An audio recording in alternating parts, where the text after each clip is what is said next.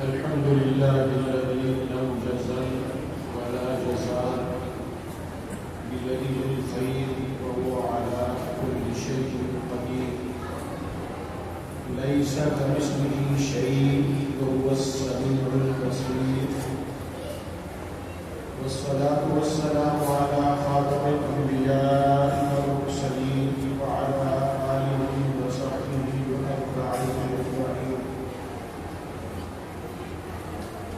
أما بعد فأعوذ بالله من الشيطان الرجيم. بسم الله الرحمن الرحيم. يا أيها الناس قد جاءتكم موعظة من ربكم وشفاء لما في الصدور وهدى ورحمة للمؤمنين. قل بفضل الله وبرحمته فبذلك فليفرحوا هو خير مما يجمعون. صدق الله العظيم. حضور آئے تو کیا کیا ساتھ نعمت لے کے آئے ہیں، اخوت، علم و حکمت، آدمیت لے کے آئے ہیں، حریت، عدل و عمل، مہر و وفا، تقویٰ، تو انسان میں یہ عظمت لے کے آئے ہیں. خدا نے رحمت للعالمین کو فرمایا قسم اللہ کی رحمت لے کے آئے ہیں، رہے گا یہ قیامت تک سلامت، معجزہ ہوگا اور ہونے ہوگی، نور ہدایت لے کے آئے.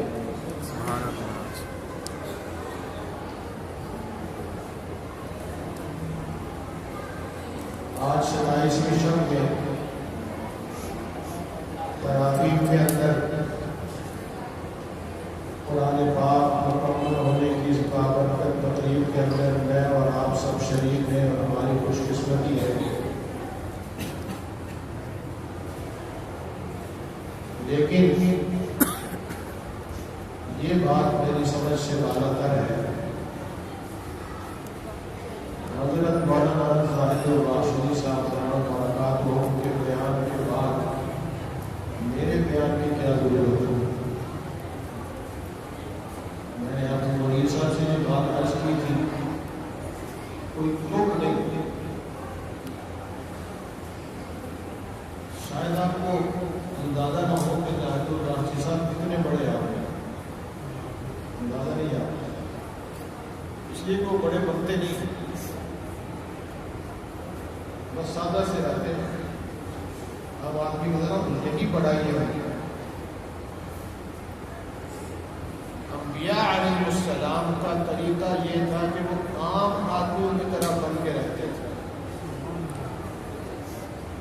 اس لیے کافروں کو کان میں شک ہوتا تھا کہ ساڑھے کو کوئی ٹرتا پھرتا کلا کرتا ہے، کھانا پھرتا بازار جاتا ہے، کاروبار سے سبزی لے کے آتا ہے، پھر نبی کے بڑھ جاتا. اگر یہ نبی ہوتا تو اس کے پاس بڑا خزانہ ہوتا، بادشاہ ہوتا، فرشتے اس کے دائیں بائیں پروٹوکول کے لیے چل رہے ہوتے.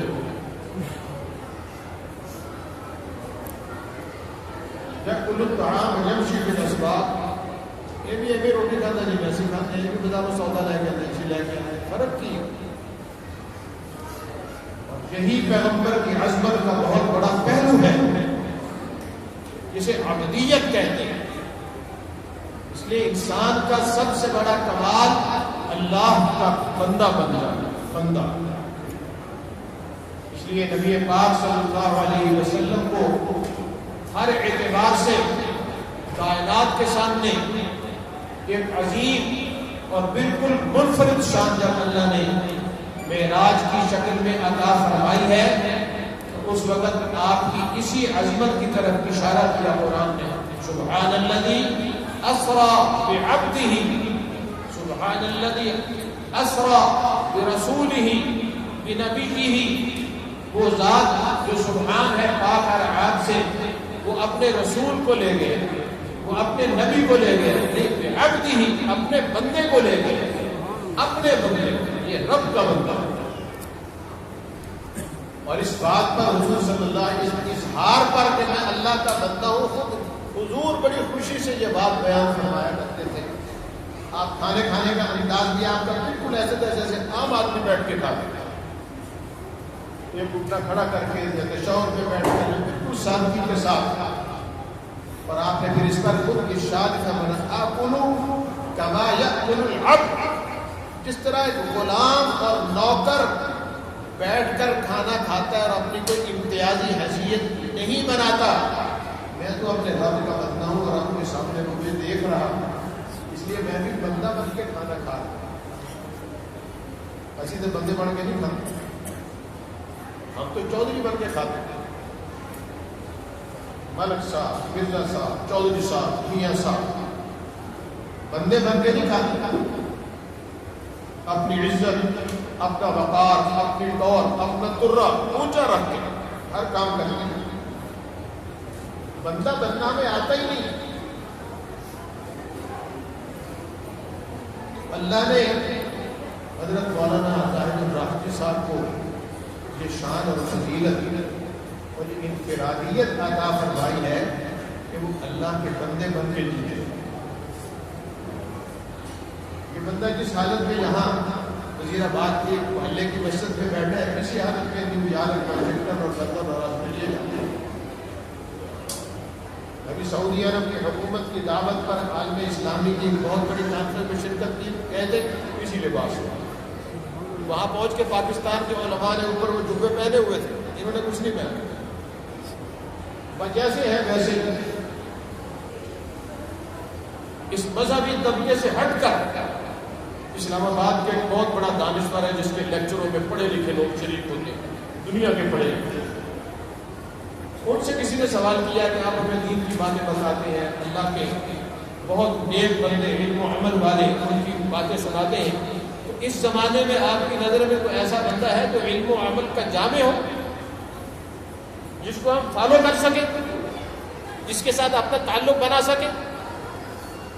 اس بندے نے کہا میں زیادہ لوگوں کو تو نہیں جانتا، لیکن ایک آدمی ہے مجھے ہمارے گھر اس کو جانتا ہوں، وہ کس لائق ہے تو اس کو فالو کرو، اس سے دین سیکھو، اس کی صحبت میں بیٹھو، اس کے پاس جاؤ. کہ ہمیں اس پر قدر نہیں ہے کہ یہ کتنے بڑے آدمی ہیں، کتنے بڑے آدمی ہیں.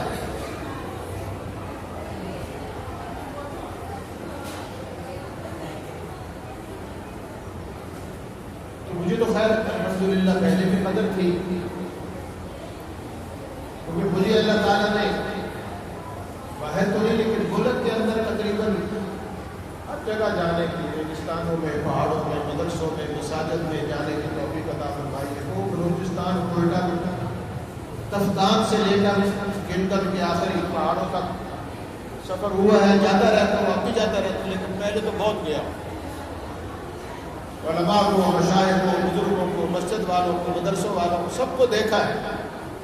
ان سب کو دیکھ کر کہہ رہا ہوں کہ اس وقت علامہ زاہد الراقی صاحب بہت بڑا اللہ کا انعام ہے، اور اللہ جب کسی سے راضی ہوتے ہیں تو اس طرح کے بندے عطا فرماتے ہیں انعام کے طور پر، نعمت کے طور پر.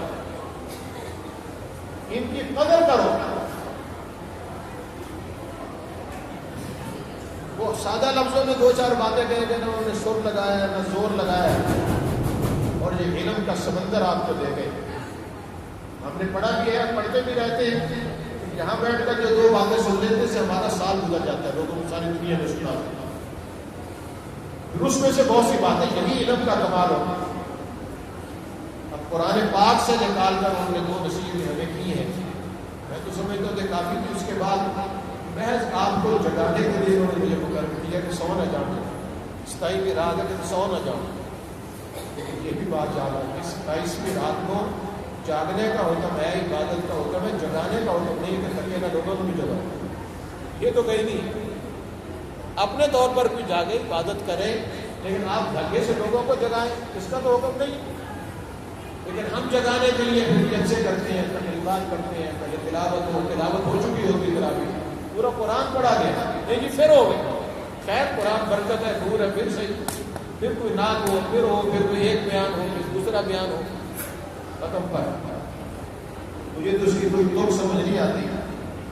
میں تو بار بار اپنے بیانات میں جمعوں میں یہ بات کہتا رہتا ہوں کہ صحیح اللہ اللہ کے پاک پیغمبر نے اپنی سنت سے اور رمضان المبارک کی تمام برکتوں سے فائدہ اٹھانے کے لیے جتنی باتیں بتا دی ہیں بس وہ کافی ہے. دن کو روزہ رات کو تراویح، دن کو روزہ رات کو تراویح، بس یہ رمضان المبارک کا سب سے بڑا عمل ہے اور کوئی عمل اس کے برابر نہیں ہو سکتا. فرض نمازیں تو سارا سال پڑھنی ہے، وہ تو ساتھ ملائی ہے، وہ تو ہے ہی کہ خود رمضان کے یہ دو عمل اور اس کے ساتھ فرض نمازیں جماعت کے ساتھ جو پڑھ لیتا ہے، پانچوں نمازیں رمضان میں جماعت سے پڑھی، تراویح جماعت سے پڑھی اور سارا مہینہ پڑھی، اسے رمضان کی ساری برکتوں سمیت لیلۃ القدر کی عبادت کا پورا 100% اجر اس کے نامہ اعمال میں لکھ دیا. سبحان اللہ.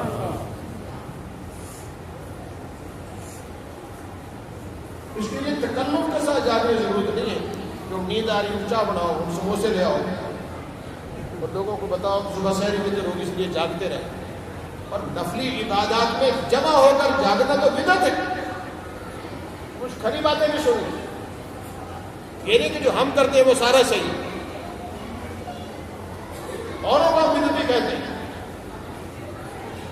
نفلی عبادات الگ انفرادی اپنے طور پر گھر میں وہ اللہ اور اس کے رسول کو پسند ہے. اکٹھے ہو کر نہیں. اکٹھے ہونے کا حکم صرف جماعت کے لیے. فرض نمازوں کو جماعت سے پڑھو. اور چونکہ رمضان کی راتوں کو اللہ کے پاک نبی چاہتے تھے میری امت غافل نہ رہ جائے تو تراویح کی جماعت دے دی. اس کے بعد آپ تہجد کی جماعت نہیں کرا سکتے. پڑھیں گے تو بجائے ثواب کے گناہ ہوگا، پکڑے جائیں. پھر کہاں سے آ جائیں گے اکٹھے ہو کر اس میں جاگو. اکٹھے ہو کر جاگو کیا مطلب؟ جاگنا ہے تو اکیلے جاگو. نفلی تمام عبادات اللہ رسول کو اکیلے محبوب ہیں، اکیلے محبوب ہیں، یاد رکھو. کسی فرقہ کا کوئی مولوی اجتماع کر کے آپ کو جگاتا ہے یہ کوئی ثواب نہیں. میں سیدھا بات کہہ رہا ہوں تو میرے علم میں یہ کوئی ثواب نہیں. اور اس لیے اکٹھا کیا کہ کوئی باہر سے عالم آئے ہیں، دین کے بعد آپ سن لیں، آپ کے کانوں تک پہنچ لیں، وہ ایک الگ مسئلہ ہے. پھر اس کے لیے پھر باقی اہتمام کرنا یہ نہیں ہے. اللہ جس کو توفیق دے گھر جائے، نفل نہ پڑھے، اپنے ماں کے پاؤں ہی دبا دے جاتے، اپنے باپ کی خدمت کر. باپ نفل پڑھ رہا ہے تو اس کے قدموں میں بیٹھ جائے، یہ بہت بڑی عبادت ہے. اس کو عبادت نہیں سمجھتے. وہ ماں کہہ دیتی تھی پتر نے بھی کہا سمجھ گیا نا میں اس ٹائم نہیں جا رہے ہیں فلانے مسیح. ماں کی بات سننا ان تمام ساری رات کے جاگنے سے بہتر ہے. تو حقیقت تو لیلۃ القدر اس کے قدموں میں بیٹھنا ہے. بارہا ہم نے سنا ہوگا حضرت اویس قرنی کا نام، ہر مسلمان کے کان میں پڑا ہے. ان کا کیا کمال تھا؟ ساری رات جاگتے تھے، لبے نفل پڑھتے تھے، ہر روز قرآن ختم کرتے تھے. کیا کیا؟ 40 سال کیے تھے انہوں نے؟ نہیں، بلکہ شرف صحابیت سے بھی محروم رہے. حضور کے زمانے میں تھے، مسلمان ایمان کی دعوت پہنچی، کلمہ پڑھا، مسلمان ہو گئے، لیکن گھر چھوڑ کر مدینہ نہیں آئے. حالانکہ اس وقت ایمان کی سب سے بڑی قبولیت کی علامت مدینہ میں حضور کے قدموں میں آنا تھا، لیکن نہیں آئے. اور جس وجہ سے نہیں آئے وہ وجہ اللہ اور اس کے رسول کو ایسی محبوب تھی اور ایسی پسند تھی یہ ادا اللہ کی نظر میں کہ اللہ کے سچے پیغمبر نے حضرت عمر کو فرمایا، حضرت عمر کو، حضرت علی کو.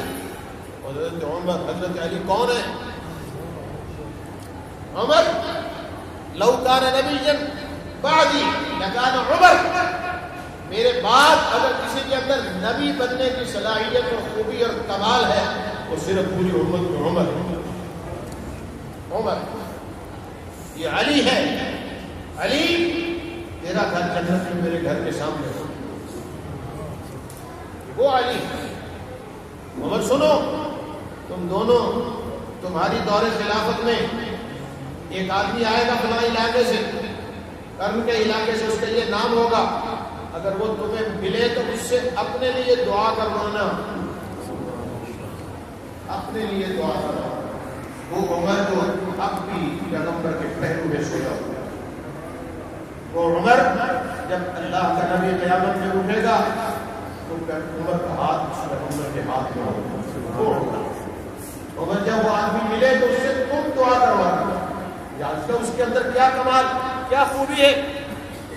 آپ نے فرمایا کہ اس نے اپنی ماں کی خدمت اس انداز میں کی ہے, اللہ اس کی یہ ادا ایسی پسند آ گئی ہے کہ وہ جب بھی اللہ کے سامنے ہاتھ اٹھاتا ہے اللہ قبول کیے بغیر ہاتھ کو نہیں کرتا.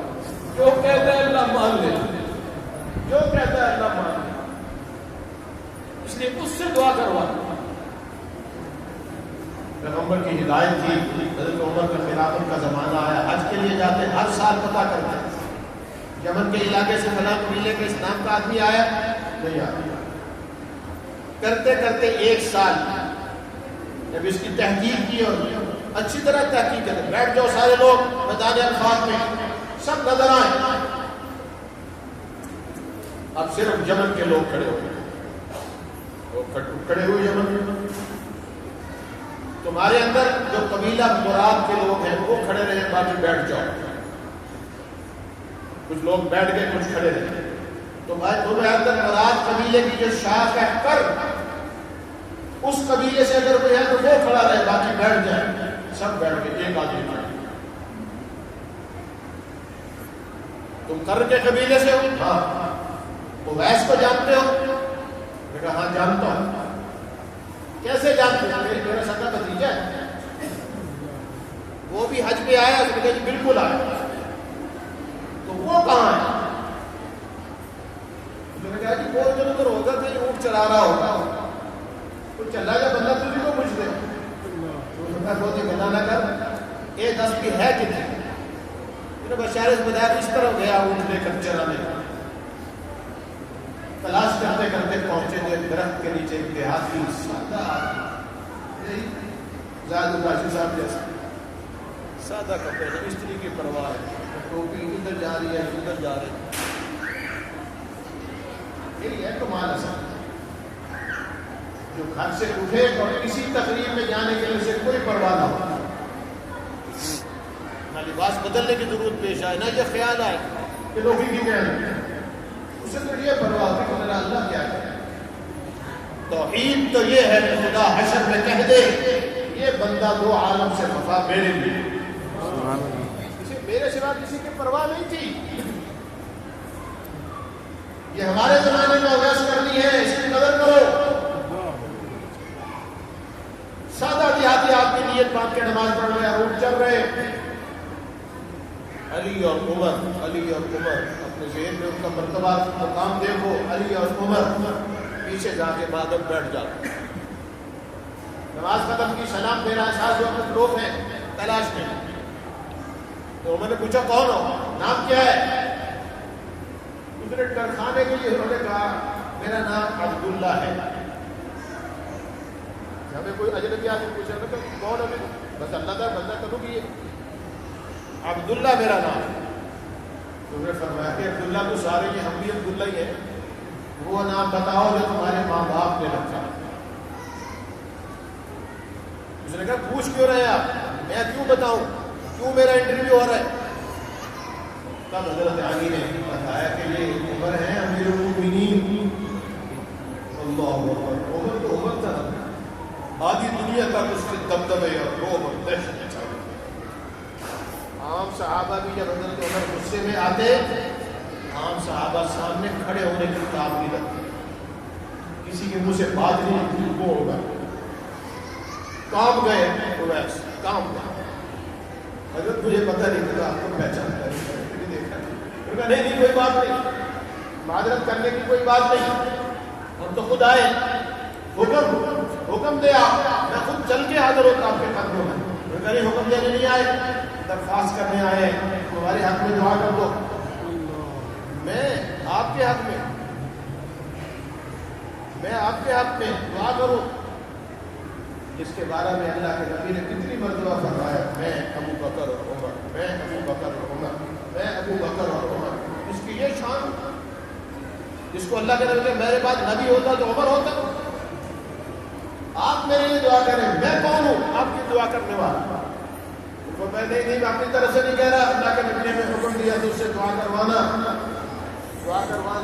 حکم ہے تو کر دیتا. اور کوئی خواہش ہو تو بتاؤ، ہماری زندگی کی سہولت کے لیے ہم سرکاری طور پر جو خدمت کر سکتے ہو تو بتاؤ. ان کے بس بور کسی میں نہ دسا،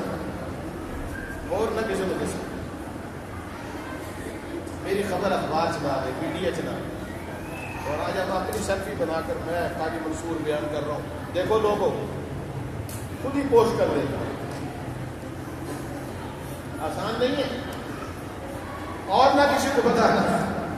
لوگ ہمیں پیچھے بیٹھے، ہم تو ایسے طریقے ڈھونڈتے ہیں کہ لوگ ہمارے ملک کے لوگ ہیں، اور نہ کسی کو بتانا. یہ شان امت جس کے قدموں میں حاضر ہے، اس آدمی کو یہ عزت اور شان کس پر ملی ہے؟ ماں کی خدمت پر. ہم لمبی تسبیح کرنے کو، لمبے نفل پڑھنے کی نماز سمجھتے ہیں، مسجد میں آ کر چائے پی کر جاگنے کو عبادت سمجھتے ہیں. جاؤ ماں کے قدموں میں بیٹھو، اس کو ہاتھ لگاؤ، اللہ تمہارے قدم میں اونچے گا. یہی نہیں عبادت، وہ بہت بڑی عبادت. جس نے سوچا کہ تاک راتوں میں ماں باپ کی خدمت کرے جا کر ان کو راضی رکھے. ابا جی دسو وہ گل دسو جی تم خوش ہو جاؤ، میں تھوڑا پتر ہوں، جی کر کہو اوے کر. ایویں کہہ کے دیکھو، ماں نو آخو، پیو نو آخو، پیر پھڑ لو، اور کچھ نہیں. تاک راتوں میں جا کے اگلے جب بھی ماں کی چولی سر رکھ دو، پیر پھڑ لو. ابا جی خوش تو ہو میرے نام، راضی ہو، میرے کو خدمت کمی تو نہیں ہوئی. اسے ناراض نہ ہو جانا، اللہ رس جائے گا. اللہ کے پاک نبی نے فرمایا، سخط الرب فی سخط الوالد ورضا الرب فی رضا الوالد. اللہ باپ خوش ہے، اللہ بھی خوش ہے. باپ ناراض ہے تو رب اس سے ناراض ہے. جاؤ راضی کرو، باپ کو راضی کرو. تاک راتوں میں، رمضان میں، ساری زندگی ماں نے کبھی رس جاؤ. اللہ کے نبی نے فرمایا رمضان کی راتوں میں ہر روز افطاری کے بعد 10 لاکھ لوگوں کو اللہ جہنم سے آزاد کرتے ہیں. اور رمضان کی آخری رات میں جتنے سارے مہینے میں کیے سب کی جمع کرنے کی تعداد کے برابر آزادی دیتے ہیں، معاف کر دیتے ہیں. لیکن 4 بندوں کو معاف نہیں کرتے، 4 کو معاف نہیں کرتے. ان میں یہ بھی ہے عاقل لوالدیہ، اپنے ماں باپ کا نافرمان، اس کو معاف نہیں کرتے. ماں باپ کو ناراض کیا تو نہیں، اللہ راضی نہیں، معافی نہیں، توبہ نہیں. پڑے رہو ساری رات ایک ٹائم، ماں باپ راضی نہیں، کچھ نہیں ملے گا. عاقل لوالدیہ، اپنے ماں باپ کا نافرمان، گستاخ، ان کو تکلیف پہنچانے والا، راضی خوش نہ کرنے والا، اس کی معافی نہیں ہے. قاطع رحم، پھر اپنی برادری رشتہ داروں کے اندر خام خواہ لڑائیاں، جھگڑے، شریکہ، توڑ. ایسا آدمی اللہ کی نظر میں بخشش کے قابل نہیں.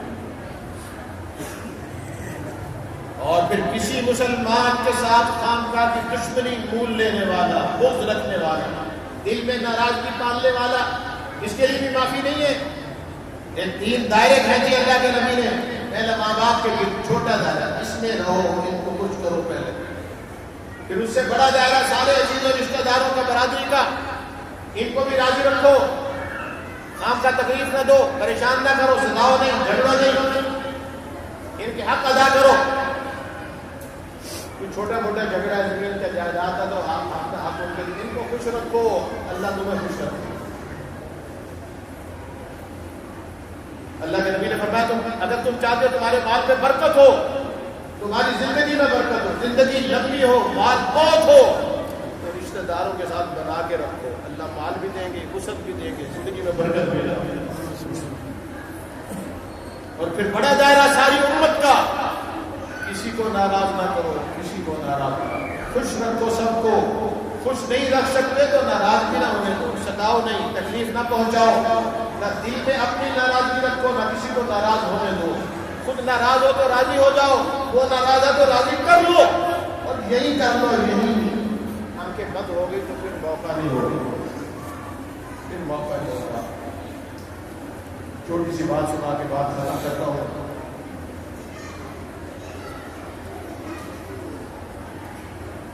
کسی زمانے میں نزہت البساطین نے جو قصہ لکھا ہے، بادشاہ کہیں جا رہا تھا اپنی فوجوں کے خلاف، رستے میں پڑاؤ ڈالا، فوجیوں نے خیمے گاڑے، ادھر ادھر شکار کے لیے نکلے، تو شکار کے دوران ایک گائے بھی چلتی ہوئی نظر آ گئی، وہ بات کی انہوں نے کہا چلو مفت میں ہاتھ آئی، تو اس کو بھی پکڑ لیا، ذبح کیا، کباب بنائے، بھون کے کھا گئے۔ وہ ایک بوڑھی مائی کی تھی بیچارہ جس کا کوئی نہیں تھا، وہ اسی کا دودھ بیچ کے گزارا کرتی، اس نے اپنی شام کو گائے تلاش کی، وہ کہیں ملی نہیں، کسی نے دسیا تو فوجی لے گئے، وہ بھی تو لے جاتے ہیں، کون فوجیوں نے کون تو لے گئے فوجی، وہ بیچاری روتی پڑتی وہاں آئی اور پوچھا بھی کہاں ہے وہ، کسی افسر سے ملی، یہ لوگ میری گائے کھا رہے ہیں اور میرے تو ذریعہ آمدن کوئی تھا، روزگار کا ذریعہ ہی نہیں، زندگی گزارنے کا۔ اب کون مانے گی، کس نے پکڑے پسنے کھائی، سارے نیک دل افسر نے کہا کہ ایسے یہ مانیں گے، اور تو بیچاری زندگی کیسے گزارے گی؟ پھر ہمارا تو بادشاہ ہے، بڑا ہے، حاکم ہے، وہ بڑا رحم دل ہے، انصاف پسند ہے، اب ایک ہی چارہ ہے کہ کل کو رجھ کر پوچھ کرے گا، آگے جائے گا، اور تھوڑی دور آگے ایک نہر ہے، اس پر پل بنا ہوا، وہاں چھوٹا سا پل ہے، پرانے زمانے میں بڑے پل پہ ٹرک گزر جاتے، گھوڑوں نے گزرنا ہوتا، لکڑی کے پل ہو، وہاں ایک ایک کر کے سواری گزرے گی سب، تو بادشاہ کا حفاظت دستہ آگے گزرے گا، پھر درمیان میں بادشاہ ہوگا، میں ایک طرف کھڑا ہوں تو میں اشارہ کروں گا بادشاہ آ رہا ہے، تم کہیں پل کے پاس چھوڑ کے کھڑی ہو جانا، جب بادشاہ آئے تو اس کو روک لینا، اس کی سواری پر دعائی دینا، لوٹی گئی ماری گئی، تو میرا بھی سیاپا سنو، چھپ گئی، جب بادشاہ قریب آیا تو اس نے اشارہ دیا، وہ جلتا بن کے کھڑی ہوئی، سیکورٹی گارڈ دوڑے، بادشاہ نے لگام پکڑ لی بادشاہ کی گھوڑے، تو نے کہا میری بات سن کے جانی ہے، خیر بادشاہ اچھا تھا، رحم دل تھا، رک گیا، ہاں یہ ہماری دسوں کی گل ہے، مائی کہنے لگی میری ایک گھاس گھر والا بہت ہوا، بچے نے چھوٹے چھوٹے، کہاں دے دودھ سے ساڈا گزارا سی، کل تیرے فوجی تیرے سپاہی میری گاں پھڑ کے کھا گئے، گاں کھا گئے، میں صرف تیرے کو ایک کوئی گل پوچھنی ہے، تو صرف یہ دس دے کہ اس گاں کا حساب ایس پل تے دینا ہے یا اگلے پل تے دینا ہے، ایس پل تے دینا ہے یا اگلے پل تے دینا ہے۔ وہ کوئی چنگے بادشاہ نہیں، آج کل تو سارا ملک خراب کر دیتے، کوئی ڈر نہیں لگتا، اللہ کا یہ کرما کا حساب کتنے دینا، جنگل میں رشوت دے دیں، تو بھی 5 ارب لینا چاہتے چھوٹی کر دی، وہ کوئی نیک دل لوگ ہوتے ہیں، رحم دل آدمی تھا، اس نے کہا بھائی اگلے پل پہ میں نہیں دے سکتا ہے، ایتھی لے، اور اپنے خزان کی حکم دیا کہ اس کی گائے کے برابر سونا توڑ کر سپاہی کو دے دیا جائے۔ تو یہ بات ہے جس کی وجہ سے جنت کا داخلہ رک جائے، بخشش کا فیصلہ رک جائے، ان فیصلوں کو ابھی تبدیل کرا لے، آگے موقع کوئی چانس نہیں ہے واپسی کا، وہاں سب کہیں گے ایک دفعہ یا اللہ موقع دے دے، ربنا ابصرنا سمعنا فرجعنا نعمل صالحا، وہ ایک باری واپس بھیج دے، سانو گل سمجھ آ گئی، ہوں واپس بھیجے گا تو پھر کوئی غلطی نہیں کرے گی، پھر غلطی نہیں ہوئے گی، وہ آج وقت کریں گے نہیں، بس اب واپسی کے دروازے بند ہو گئے ہیں، واپسی کا کوئی چانس نہیں، کوئی چانس نہیں۔ اگر واپسی کا چانس ہوتا تو شہیدوں کے لیے، ان کے لیے، ان سے خود اللہ نے کہا تھا تم کہو کیا مانگتے ہو، جو مانگو گے ملے گا۔ انہوں نے بھی کہا تھا واپس بھیج دیں، واپس بھیج دیں، دنیا میں رہنے کے لیے نہیں، پھر تیری راہ میں مرنے کے لیے۔ اللہ فرمایا کہ میں نے اپنا قانون بنا دیا، ایک کو آگے پھوڑ کوئی نہیں جانا، پھر نہیں جانا کوئی۔ اگر واپسی کا راستہ ہوتا تو شہیدوں کے لیے ہوتا، اور کس کے لیے ہوگا؟ یہی وقت ہے، یہی وقت خاص طور پر رمضان آئے، اللہ کے پاک جبریل نے فرمایا، حضور نے آمین کہی کہ بالکل اسی طرح ہو کہ اس کا بیڑا غرق ہو جائے، وہ تک نہ رہے، جس کی زندگی میں رمضان آیا اور پھر بھی اللہ نے بخشش کا فیصلہ نہیں کیا۔ ہمیں کیسے پتہ چلے کہ اللہ نے فیصلہ کر دیا؟